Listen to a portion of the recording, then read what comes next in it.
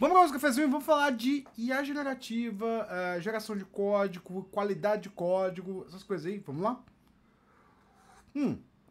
Aí você deve estar pensando por que eu vou fazer um cafezinho baseado nisso, né? Falar de qualidade de código e IA generativa. Porque o YouTube me indicou um vídeo hoje de manhã chamado Does IA Actually Boost Developer Productivity? De um cara chamado Yegor Denisovich de Stanford. Então, pelo que eu entendi, é um pesquisador de Stanford. Eu não vou falar que é professor, porque muitas vezes a universidade tem professor que não é pesquisador. Que ele tem uma palestra onde que é uma palestra numa conferência, se não me engano, talvez seja uma conferência meio acadêmica, meio profissional, né? Não sei, mas assim, onde ele avalia o quê? Ele avalia, vou até subscrever o canal aqui, né? Ele avalia a qualidade dos estudos de IA, né? E isso é na palestra, né? Na palestra ele avalia a qualidade dos estudos de IA, né? E aí, assim, sabe aquele estudo que tu fala assim, nossa, IA gera muito código, tá aqui gerando muito código, blá blá blá. Muitas vezes o estudo tosco, porque faltou metodologia, a métrica tá zoada. E esse cara fala disso, ele fala disso nesse vídeo, né? Então, assim, vamos falar das limitações desses estudos que a galera mostra por aí de geração de código de IA, né? É, é, a, a, a, as limitações são basicamente assim, né? Esses estudos, eles focam muito em uma coisa, né? Qual que é a métrica que eles usam? A métrica que eles usam é linhas de código. Cara, linha de código é uma métrica boa? Para pensar assim, o tanto de código que eu gero pra fazer uma funcionalidade. É uma métrica boa? Vamos pensar num taxista, né? Você pega um taxista e você vai assim, ó, eu quero ir do caminho A pro caminho B. Você vai avaliar ele pelo o quilômetros percorridos? Não, não. Tipo, se você vai olhar pelo quilômetro percorrido, o que ele vai fazer? Aí o cara dando volta na cidade. Dando volta na cidade, depois ele chega no lugar. Então aí, não, quem andou mais é o melhor. Não, quem andou menos é o melhor. É quem andou menos. Quem andou menos é o melhor, né? E tem também outras questões ali que ele avalia, tipo, a falta de padronização no projeto, né? Mas isso você vai ler depois, ele não vai falar, né? Ele vai falar das limitações nos estudos, né? Os estudos são basicamente assim, você pede para IA gerar, né? Você coloca aquilo ali, uma base, você coloca nenhuma base de código, então ela vai gerar do zero. Essa é uma outra limitação do estudo. E aí você vai avaliar como que a IA gerou a quantidade de código que ela gerou. Então isso é isso é ruim, cara. Bem ruim, bem zoado, né? E eu quero dar algumas ideias por quê, né? Assim, começar pelo número de código. Já dei o exemplo do taxista aqui. Você não avalia um taxista pela quantidade de códigos que ele percorre. Se você avaliar, você é bobo. Você é bobo. O ideal seria você ter um básico ali, né? Ó, e você tem que ficar do A até o B, né? Tipo, a distância mínima é tal. Quanto mais você se aproximar da distância mínima, melhor, né? Então, ele não pode cavar um buraco no espaço, né? Então, o melhor é que ele vá do A ao B no menor percurso possível, né? A segunda questão é se ele assim, que eu avaliaria o desenvolvedor é se ele mantém o padrão de código. Porque assim, você chega num projeto, né? E isso, eu sempre faço isso, né? Eu chego num projeto, eu sou muito conservador, né? Quando eu vou desenvolver código, né? Apesar que o meu diretor fala que eu sou o cara do refactor. Eu quero fazer o refactor, eu quero fazer o refactor. Não quero fazer o refactor, eu tô com 6 anos no projeto, né? Eu já sei de tudo que acontece ali, né? Até meu chefe falou isso hoje. Cara, você é o cara que manja de tudo nessa base de código aí, né? E aí, o que o Dev tem a avaliar? Tem que avaliar assim, quais são os padrões que tem dentro desse projeto, né? Quais são os padrões que estão usando aqui, quais foram as escolhas de padrões que a galera usou. A galera tá usando camadas, né? Como é que a galera tá usando camadas? A galera tá usando não sei o quê? Como é que a galera tá escrevendo teste? Aí você vai seguindo, assim, você tenta seguir os padrões no começo, conseguiu seguir os padrões, e fala assim, olha, o que a gente pode, aí você vai fazer o segundo questionamento. Por que isso aqui foi feito dessa forma? Tem alguma forma de melhorar isso, né? E depois você pode sugerir pro time, olha, e aí, será que a gente pode fazer dessa forma? Ou, assim, considera... E aí chega naquele ponto que o projeto começa a ficar legado, né? Porque ou você mudou de opinião, né? Ou você não é o desenvolvedor original, né? Chega no ponto que assim, putz, a maneira como estava sendo feita eu já não concordo mais, né? Então assim, vamos estabelecer aqui, ó, a partir desse ponto, todo código novo a gente vai fazer dessa forma que vai ficar legal. E aí você tem um débito técnico ali, ó, e aí, o que tava ali? Eu revejo ou eu deixo como tá? Ou eu reescrevo tudo? Que é, cara, é uma decisão técnica complicadíssima, né? Quando é que você vai rever aquelas classes ali? Quando é que você vai, tipo, diminuir a complexidade daquelas classes, né? Às vezes deixa como tá. Eu tenho um classe aqui de 3.000 linhas ali, que eu não sou nem louco de mexer, né? E assim, não mexo faz tempo. Meu chefe uma vez teve que mexer numa, e ele falou assim: não tem nada. Eu falei: é exatamente por isso que eu quero revisar essa classe, né? Exatamente por isso que eu quero refatorar essa merda aí, né? Mas, né, tá lá, né? E aí você pode dizer: mas por que isso é gerado? Cara, isso é gerado por vários fatores, né? Às vezes o projeto tem que produzir muitos, você chama um monte de pessoa para trabalhar no projeto, produz lá por 3, 4 meses, depois vai todo mundo embora e deixa aquele legado lá pro time pequeno lidar. Isso às vezes acontece, é decisão de gestão, não tem o que fazer. É decisão comercial, tem que entregar essas funcionalidades. Cara, fazer o quê? Sei lá, deixa aí, né? Bom, então assim, eu tava falando das limitações dos estudos de IA, né? Que é por quantidade de código. Depois eu falei assim que esses estudos, né? Eles sempre pedem com projeto Greenfield, ou seja, projeto ali novo, zero. O que também é uma limitação, porque assim, se é difícil pra gente, que é engenheiro sênior, lidar com um projeto legado, imagina pra IA. Imagina para IA, né? IA é muito mais complexo, né? E outra coisa, que isso eu já percebi. A IA não gera padrão, cara. Ela não entende o padrão. Ela vai gerando código como ela acha que é bem melhor, né? E eu percebi, por exemplo, o Cursor, que é uma IA que eu achei a melhorzinha de todos, né? O que ele faz, né? Ele vai gerando por interação, né? Ele gera o código, ele compila aquele código, ele gera de novo, ele compila aquele código, ele vai fazendo isso até funcionar. Passou na compilação, ele considera que tá ok. Beleza, tá aí, ó. Cumpriu todos os objetivos, né? Porque é tosco, cara. É tosco. Não sei se. Não sei avaliar. Se eu fosse fazer uma IA, eu faria de maneira diferente, né? Eu faria uma IA assim, ó, que gerasse o teste, né? E depois ela fosse alterando para cumprir aquele teste ali. Eu faria isso, né? Mas beleza, vamos lá. Porque é a forma que eu trabalho, né? Então, porque é a forma que eu trabalho, né?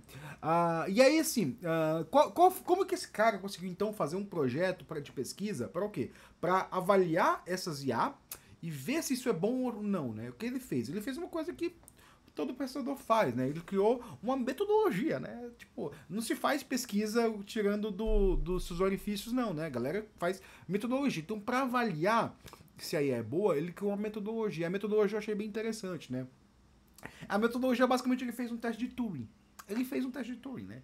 Ele pegou, né? Pegou tanto o desenvolvedor quanto o IA. Aí eu não lembro direito se ele pegou tanto o desenvolvedor quanto o IA, né? Mas ele fez um board, né? Um comitê, né? Ele fez um comitê de avaliação de PR, né? Então, assim, as IAs iam submeter a PR e esse comitê teria que avaliar aquela PR, né, dado um questionário básico pré-estabelecido na metodologia, né? Então a metodologia ela tem um questionário de avaliação de PR, né?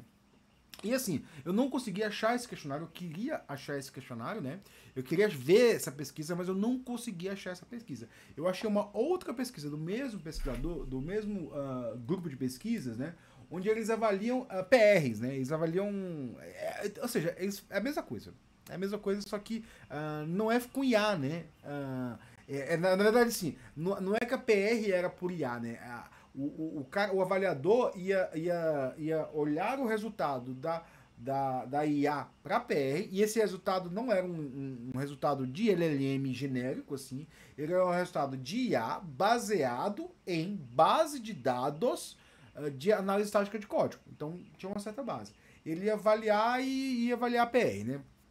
E aí, ali, deixa eu até pegar a conclusão desse estudo aqui. Ele sugeriu que a abordagem algorítmica, particularmente calibrada pelos aspectos humanos, pode oferecer assim. Não importa aqui muita solução, né? Tipo, ele sugeriu que pode melhorar a efetividade da medida de produtividade, né? Eu não entendi, eu teria que ler bem o estudo, né? Mas aqui dentro desse estudo ele tem um questionário que foi aplicado naquele comitê, né? Assim, pelo que eu entendi, é um questionário bem similar, né? O questionário basicamente ele diz, ó, quantas horas você levaria para escrever esse código, considerando isso totalmente focado, quantas horas você levaria para implementar aquele código, considerando debug, teste, tudo, né? Primeiro é escrever manualmente. Vocês fez lá, o outro é pra implementar, né? Porque às vezes tem esse gap, né? Por exemplo, eu fiz uma atividade agora, né? Que eu demorei, tipo, assim, era gigantesca. Mas para validar é muito maior, muito mais o tempo. Você faz uma atividade gigantesca, o tempo que você dá para validar ela é muito maior, né? Tipo, o tempo que você testa para ver se, cara, tem um bug nisso aqui, faço meus testes unitários, os testes unitários passou, vou lá debugar, faço a sessão exploratória de bugs, né? Sessão exploratória de bugs é ficar rodando a aplicação, fazendo exemplos, né? A semana passada eu fui fazer uma demo e a demo não deu certo. Não deu certo por quê? Eu fui criar o demo, uma apresentação bem maior, né? Do que eu estava fazendo nos meus testes e falhou. Falhou. Vou ter que fazer terça-feira que vem de novo outra demo para os times avaliarem e saber o que foi feito, né? E aí, assim, a outra, assim, qual que é o nível de experiência do autor dessa atividade? Ele avalia lá desde de iniciante até o mestre, né? Expert master, né? Qual o nível de dificuldade do problema, né? O cara que está fazendo a PR, avaliando a PR, vai avaliar, né? Como é a manutenabilidade desse commit, né? Como esse commit é fácil de se manter, né? Como esse código está estruturado de acordo com os últimos commits, ou como esse código está... Tem duas perguntas, né? Como esse código está estruturado de acordo com os últimos commits, ou como esse código está estruturado de acordo com todo o código, né? Então, assim, ele faz esse tipo de pergunta quando vai avaliar uma PR, né? E aí eles avaliaram a PR. E qual foi o resultado? Foi o resultado que, assim, ó, a IA não escreve bom código. Não escreve bom código. Escreve um código medíocre. Um código, assim... chegar no mid-level, você até... Né? Mas, né, muitas vezes nem resolve o problema, né? E qual foi o outro problema que eles avaliaram com IA? Ela só é boa em Greenfield. Ela não é boa ali no legadão, cara. E o nosso maior problema é o legadão. Se você é novo na área, você acha que você, nossa, vou pegar um projeto do zero, vou fazer tudo. Esquece, cara, esquece. Assim, pouquíssimos projetos eu peguei do zero. Pouquíssimos, né? E detalhe, né? Tinha uma empresa que eu trabalhei que eu já cheguei como sênior, que a gente, pra avaliar o pleno pra virar sênior, você dava um projeto do zero pro cara. E via como é que o cara lidava com o projeto, depois o cara ia ter que lidar com. Depois o cara virava sênior, ele ia ter que lidar com os negócios que ele. Com as soluções dele, né? E, cara, era muito engraçado assim, tipo, que você vê que, assim, quando você faz. Quando você cria um projeto do zero, é que você avalia se suas soluções foram boas ou não. Isso porque depois você vai ter que lidar com aquilo que você escolheu no começo. E aí você vê, cara, isso não foi bom, essas escolhas não foram boas, né? E aí você avalia, tipo, só, se aquilo ali era bom ou não, né? E, cara, criar projeto a gente passa a maior parte do tempo lidando com legado, né? Essa é a mais pura verdade do mercado de trabalho, né? E acho que era isso do vídeo, né? Que ele avaliava, né? E aí, qual que é. Não, ele tinha mais um ponto, né? Que ele incluiu o conceito de rework, né? O que é rework? É quando você vê ali que o código que foi produzido não é tão bom, ele não resolve os problemas, ou ele não dá manutenabilidade, né? Ou seja, você vai ter que lidar com aquele código, você não vai conseguir compreender aquele código, você não vai conseguir alterar aquele código, para adicionar novas funcionalidades é complicado, você vai ter que fazer o quê? Refactoring, rework, né, naquele código. E ele percebeu o quê? Que começou a avaliar, uma segunda parte do estudo, né, que eu vou deixar o link do estudo aqui, tá, galera, do vídeo, né, que o tempo que os engenheiros levavam para finalizar a tarefa era maior do que sem IA. Por quê? Porque muito do tempo eles ficavam fazendo o quê? Retrabalho em cima daquele código gerado. IA gera um monte de código, mas você tem que ter retrabalho, né? É como se assim, você pegar ali, você foi para uma IA navegando por uma cidade no táxi, né? E aí seu tempo de demorou mais porque andou muito mais. Você teve que descer e voltar a pé. Se você tivesse um motorista que fosse do ponto A para o ponto B, os taxistas experientes, né? Eu não sei, vocês que são novos, né? Que já nasceram na época que existe Uber, né? Antigamente você tinha até uma coisa assim que só quem conhecia a cidade de verdade eram os taxistas, né? Na época que não tinha Google Maps, quem conhecia a cidade de verdade eram os taxistas. Os caras manjavam tudo que era rua. E muitas vezes, assim, tipo, você não sabia onde ia, você deixava o carro ali e pegava um táxi, né? Porque aí os caras sabiam onde iam, né? E por quê? Porque ele ia do ponto A pro ponto B, né? E era isso, né? Então é isso, pessoal. Assim, se você vê algum estudo aí, se você vê algum C-Level, CIO, CEL, sei lá, fala como você quiser, falando que é uma maravilha, não sei o quê, vai substituir. Truca, cara. Truca. Truca fala assim, ó, pô, como é que você avaliou isso? Ah, confiou em tal estudo? Pô, mas esse estudo, ele é o quê? É um estudo de empresa? É um estudo acadêmico? Como ele foi avaliado? Qual que é a metodologia? Pergunta assim, qual que é a metodologia do estudo que você se baseou para você fazer tal afirmação? Se você fazer essa pergunta, esse C-Level não vai saber responder, porque a maioria do C-Level não tem formação acadêmica. Deve ter um MBA lá, aqui o MBA, cara. Formação acadêmica, assim, no sentido de pós-graduação. A maioria dos levels não tem, né?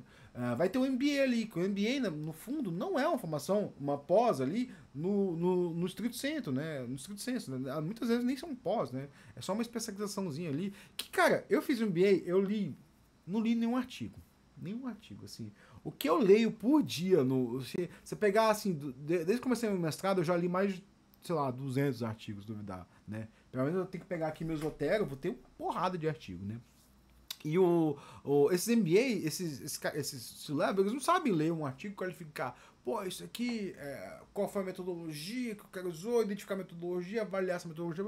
Os caras não sabem. Então, se você fizer essa pergunta, você vai ali ter um bom senso crítico de avaliar como é que as coisas estão indo, né? Então é isso aí, pessoal. Com esse cafezinho aqui, o que eu te dei? Eu te dei uma forma de você avaliar como que os estudos que dizem que A é boa, não é boa, se são bons ou não são. Tipo, você não pode ir pelo exemplo anedótico. Ah, pra mim funcionou.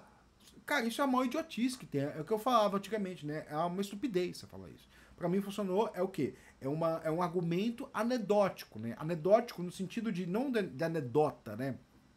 Anedota que é uma piadinha. Não, não. Anedótico no sentido de, tipo, conta um fato isolado. Você tem que pegar estatística, pegar estudo. Esse estudo do vídeo diz aqui que é com 100 mil desenvolvedores. Não sei como é que foi feito, né? Pra ter 100 mil. Não sei como é que foi. Como é que eles capturaram esses devs. Não tenho ideia, né? Mas, sei lá, vamos dar confiança, né? Então, dá uma olhada no vídeo. É em inglês, mas assim. Tem muito mais insight do que eu falei aqui. Lá é melhor do que aqui, obviamente, né? Aqui é um cafezinho que eu falo besteira aí, né? Isso aí, pessoal. Eu espero ter te ajudado com alguma coisa. Então, dá o like, compartilha, comenta pra engajar. É isso aí, pessoal. Valeu, obrigado e bom dia pra vocês.